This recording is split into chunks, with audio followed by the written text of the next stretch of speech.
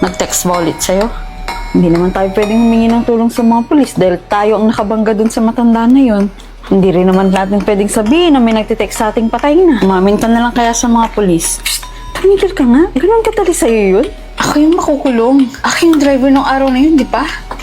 Do you think this will be the best decision para matahimik na yung kaluluwa ng matanda na yun? Nag-text ulit siya sa akin kanina. Sabi niya magbabae daw ako dahil nakubuhan ko daw siya. Nakakonsensya ka? Hindi ko naman sinasadya eh. Pero tinanong ka namin nung gabing yun kung kaya mo bang mag-drive. Nagpumilit ka. Di sana wala tayong pinoproblema ngayon, di ba? Huwag na nga kayong magsisihan. Magtulungan na lang tayo. Halina kayo, pumasok na tayo dun. Walang puso ang may gawa sa kanya nun. Babalutin siya ng konsensya.